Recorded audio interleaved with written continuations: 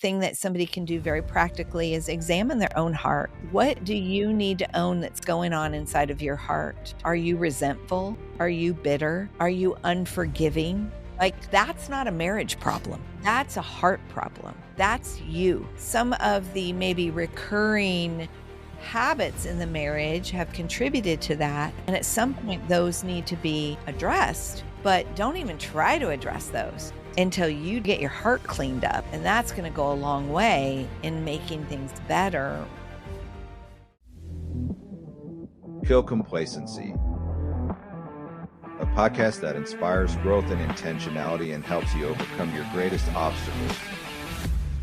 So today's guest is Mark and Jill Savage. I actually met them on the Family Life Love Like You Mean It cruise and went to one of their sessions. I think it was called Rebuilding Trust, but they also have a book called, do you guys have a book or is it just your website, No Perfect Marriage?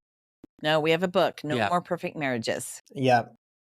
But they have a great story and just a lot of value in regards to intentional and complacency and all that. So I wanted to get them on here because we all have marriages and we really need to be working on them. So Mark and Jill, could you kind of give us your backstory on how you begin your ministry and kind of your story? Yeah, absolutely. Sure. Well, we like to say that we've been married 41 years, 31 of them happily. Yeah. And not that was 10 bad years in a row. We wanted to spread it out a little bit. A little bit here, a little bit there. It was. There'd be hard seasons. Mark struggled with a lot of anxiety and a lot of depression. So sometimes it was we were dealing with that and it was affecting our marriage. Sometimes it was just our differences. We certainly had bad habits. And so we would struggle. But in 2010, Mark left ministry. He had been a pastor for 20 years, and he was not in a good place. I wasn't. I was worn out and disillusioned with the church, with God, and ticked. And I was angry at virtually everybody but myself. And I was really looking for an escape. And when I left pastoring, I would joke that I was a lot like Peter when Peter rejected Christ those 3 times and went back to fishing. I went back to carpentry and just I launched a remodeling business and just buried myself in working on people's homes. But really, I found myself spiraling deeper and deeper into a pit of despair. And the issue was that my life just wasn't rolling out the way I had envisioned, the way I had planned, the way that I really thought it should go. And I found myself in a full-on midlife crisis, affair included. I ended up leaving Jill and my kids, believing that I was making the best choice for me. Yeah. And that was, I would have put us, Marty, in the category of least likely to have that happen to you. Like, I couldn't believe that this was my life. How old were your kids at this point? So we had 2 teenagers still at home. They were 15 and 17. And then we had 3 young adult kids in their 20s out on their own. All of them. So initially, let's back up. Initially, when I discovered the affair, we did not separate. And it wasn't until we separated that our kids knew that anything was happening. Now, what they have now said is, we knew Dad was off. We just couldn't figure out why and what was going on. So they knew something was going on, and especially with him, that he just wasn't himself. But they didn't have any idea. When I asked God what to do, and I begged God to tell me what to do, especially after I found out about the affair, I heard only one thing: I want you to love him. And I thought, okay, that's like the craziest thing I've ever heard. I know that's not from me, because I feel anything but love right now. Like, I'm so angry and I'm so hurt. But God began to take me on a journey to learn to love deeper. I knew how to love when somebody was loving you back. I didn't know how to love when somebody wasn't loving you back. I didn't know how to love when it wasn't reciprocal. And so, in the midst of that, Mark eventually, though, did make the decision to leave. At that point, our kids had to know it all. And so they were devastated. I was devastated. I mean, literally, it blew. It's like a bomb gets set off in your life. But even in the midst of that, I felt like what I like to say is we were in a really crappy situation. I was in a really crappy situation, and the best use for crap is fertilizer for your life. So I was like, okay, Lord, what do you want me to learn? What do you want me to see? What do you want me to understand about you, about myself, about marriage? I don't know. And so God took me on just quite a journey of growth. And as I was making that growth and those changes, Mark's affair was falling apart. And he was noticing what was happening in me. And it was actually starting to just spark a little bit of hope in him. Like maybe the two of us could be good together. Like maybe we could be better together. Maybe we could create a new marriage. I really, part of my struggle too with Jill was I felt managed and parented by her. And as Jill began to make changes, that intensity in her began to change. She started to be slower in telling me what I should do and what she thought, which when that started to happen, that kind of caught me off guard. And I honestly thought in the beginning she was manipulating me, just trying to woo me back, suck me back into the vortex, but I really saw it being consistent, and the relationship that I was in was starting to unravel. We were having conflict, and I began to really evaluate my situation and just realizing, man, these women aren't the problem. The problem is me, and I've got to get a hold of this. And I tell you, I was so overwhelmed, Marty. I had made such a mess. I didn't believe that at that point that the mess could be cleaned up. And I actually told Jill that I wanted a divorce. And the divorce was really to set my family free so they could heal. And I was committed to live in ruin, which is pitiful, but that's how, just how lost. And it's one of the lies we believe, right? oh, totally. Yeah. Oh, the enemy was, He was working he hard. was working really hard to whisper those kind of things, which creates hopelessness, right? Yeah. Over the years, I have been coached by countless mentors, and now I want to offer that to you as well. How? By Marty Hofmann's Life Coaching. This will be a 6-week program in which I will guarantee you will develop a more growth mindset. We will set goals and learn about the importance of the processes and habits behind those goals. I will also help you see your story differently as things happening for you, not to you. We will also be discussing your future self and give you clarity on who that is and what it looks like. For more information, please follow the link below or hop on martyhoffman.com and follow the coaching link.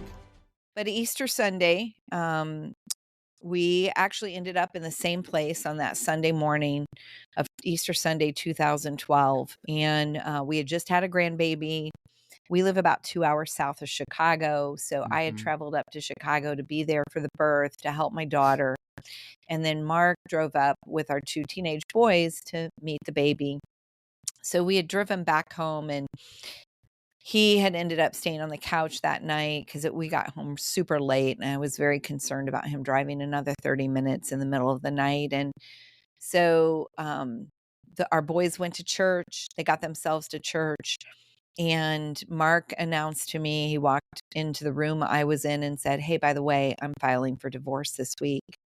And that was really the first time that he had like taken a step towards divorce. Like we talked about separation. He talked about we're no good together, all of those things, but the D word had not been like spoken very much.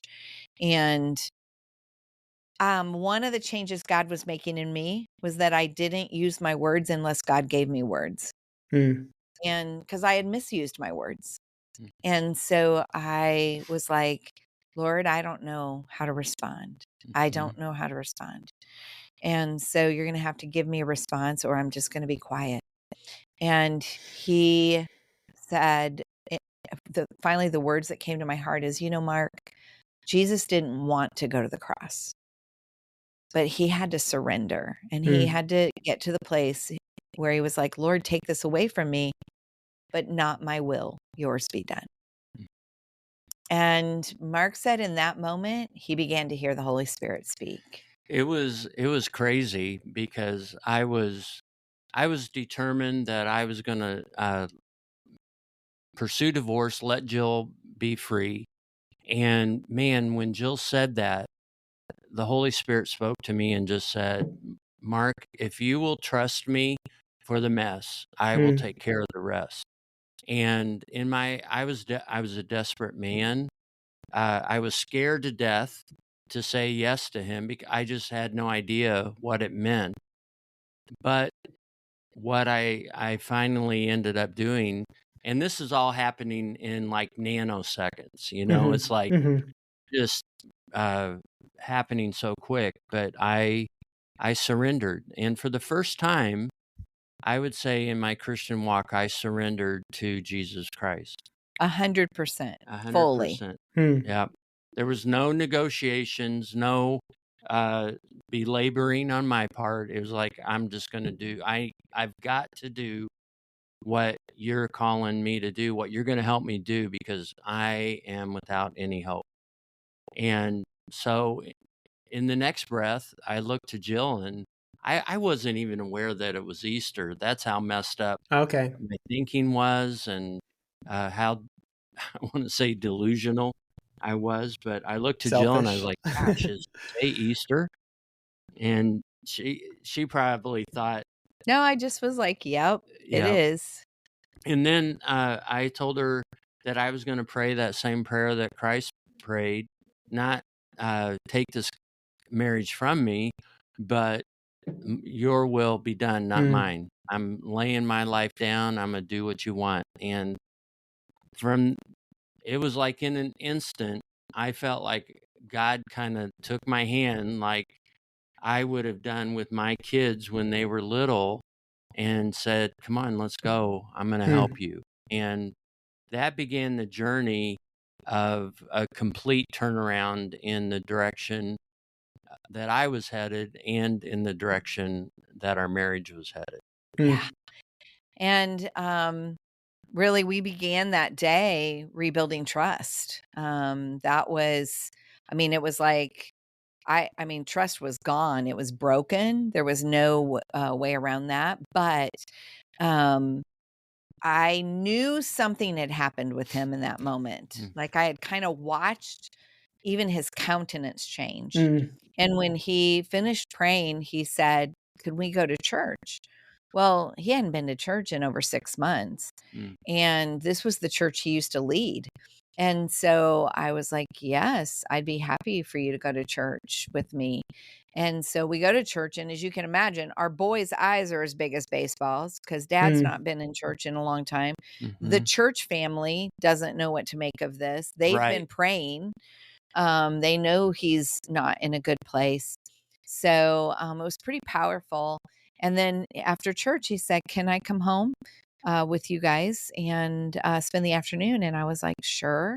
And I was tentative, but yet I knew something changed. And he said by evening, he couldn't even remember all of the things that he held in his heart against me.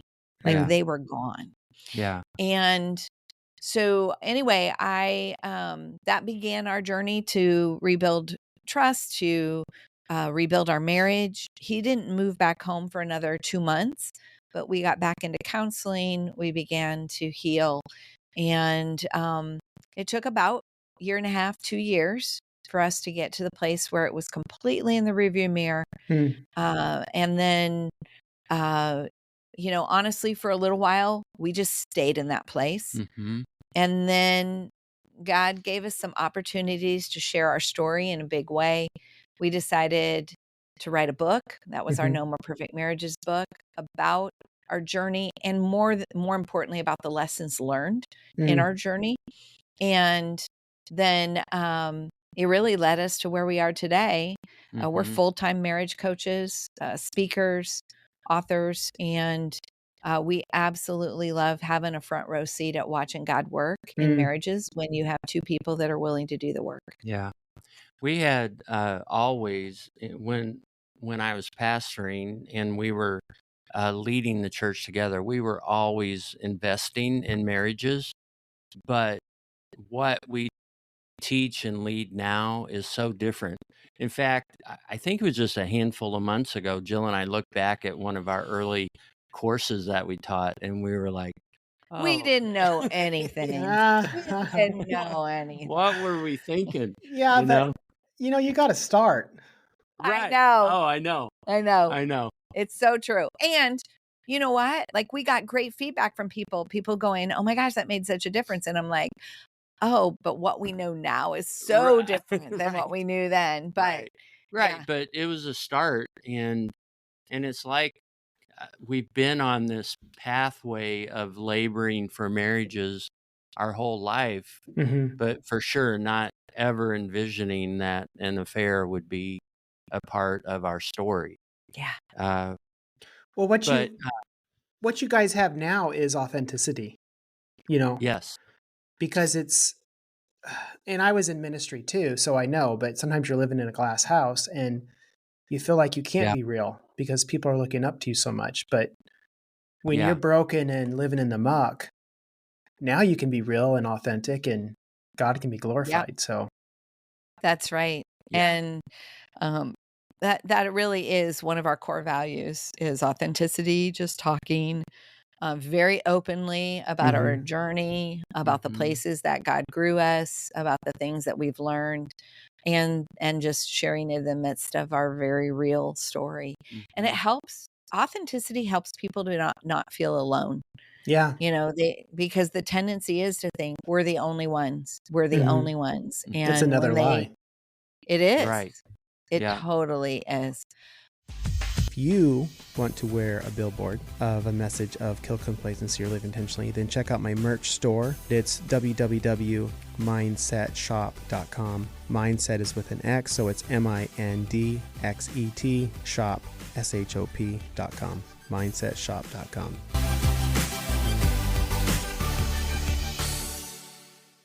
Along with the title of your your podcast, Kill Complacency, one of the things we discovered, it was really interesting. We were actually driving an hour to our counselor every week. So we would drive an hour, we would be in counseling for 50 minutes, and then we would drive an hour back. And on one of those drives, we, a Casting Crown song, It's a Slow Fade, it came on the radio. And one of the lyrics, the phrases in that is, "No marriage crumbles in a day. It's a slow fade." Yeah. And so we started talking about that as we were driving, and we were like, all right, could we name our slow fades? Could we identify what they are? And so we started naming some and in essence, it was like we were trying to understand, how did we get here? How did we get here? And slow fades are connection erosion that happens in complacency. And so we don't realize it. We don't realize it's like it's like the the shoreline of the ocean, and each time the waves come in, they take a couple pieces of sand, and we don't see that happening in the moment. But if you come back to that shoreline 5 years later, it's going to be different Yep. because of the erosion. Yeah. Well, the same thing happens in marriage, is that we have these slow fades, these places that there is erosion in the relationship, and without realizing it, that complacency is set in with those slow fades. And so one of the things we talk about in our No More Perfect Marriages book are some of the slow fades that can happen in a marriage relationship, and helping people to identify them so that they go, because originally we did it just for us. And then we would share what we were learning with friends, and we were like, wow, we realized that the slow fade of unrealistic expectations has been really playing out. Yeah. And so we're explaining it, and then they go, gosh, I think that's playing out in my marriage. We heard that quite often. And so that's what made us go, oh, maybe they're not just our slow fades. Right. Maybe they're slow fades that everybody struggles with, which is why we included them in our book. Mm-hmm. And in our No More Perfect Marriages seminar that we teach at churches, and we have as an on-demand course on our website, because people need to know where the erosion is happening, because with slow fades, it's happening so slowly, they likely aren't aware of it. Mm-hmm. That I was actually going to ask that. What are some of the warning signs to a couple starting to drift? Is it similar? I mean, I know the fades are probably similar, but do they always start in the same order, or does it depend on the couple? No. They don't. I don't think they don't start in the same order. My slow fades were many times different than what Jill's were, and with the couples that we coached, it's the same. Life experiences, personality plays a lot into Sure. how you drift towards a particular slow fade. Because you respond differently. Right. Yep. But what I would say is, some of the most common is feeling like roommates, Mm-hmm. increased arguments, Mm-hmm. an inner resentment building in one or both partners. Mm-hmm. Always you're seeing the worst in your partner. You can't see the best in them.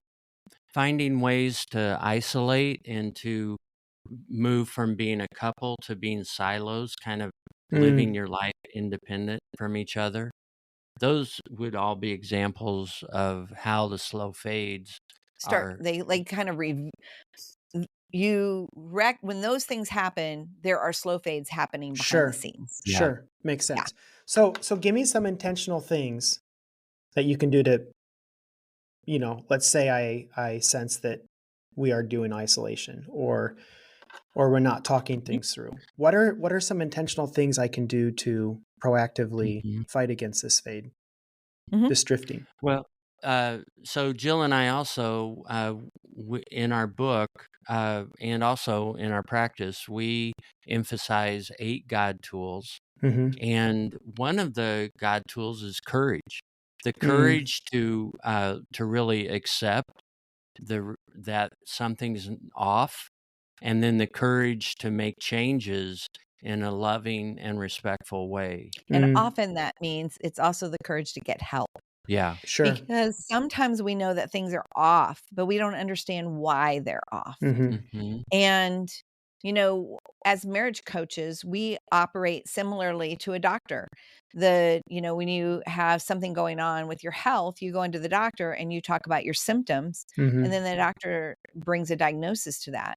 And that's often what we do as marriage coaches, is people will come to us with their symptoms, and we've been doing this long enough, as well as in our own marriage. It's like we immediately can begin to go, oh, we know exactly what's going on here, or okay, let's dig a little more so we can identify exactly what it is that's going on here. And so it feels very baffling to them, but we go, oh, I know, let us help you understand something. And I'll tell you what, when we do that, people go, oh my gosh, this makes so much sense. Have you been following us around with a video camera? And we're like, no, it's pretty consistent, the Yeah. challenges in relationships. Right. And so I would say from a practical perspective, definitely be courageous and ask for help.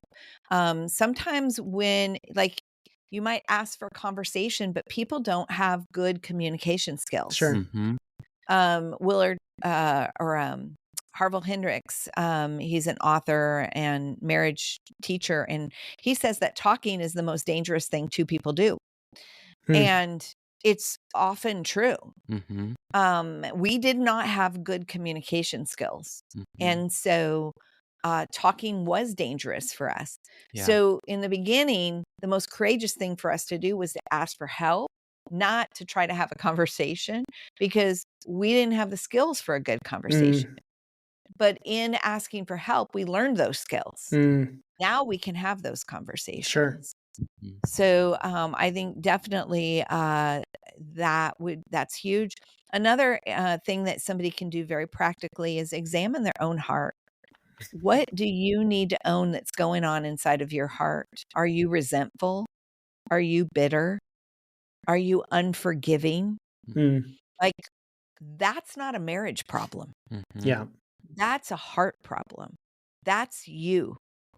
And so that needs to be dealt with the Lord, not in your marriage. Now, some of the maybe recurring habits in the marriage have contributed to that. Sure. And at some point, those need to be addressed. But don't even try to address those until you deal with that with the Lord and you get your heart cleaned up. And that's going to go a long way in making things better when you try to actually have conversation in your marriage. That's good. I just wanted to thank you guys for listening to the end. In closing, I just wanted to add that if this message resonates with you, if it aligns with your values and something in it today triggered something, then you can also look me up on Facebook, LinkedIn, Instagram, YouTube. We are really trying to help people live more intentional lives to kill the complacency with which they have subscribed to. I know there's many ways which I get sucked in all the time. So if this is beneficial, follow me there.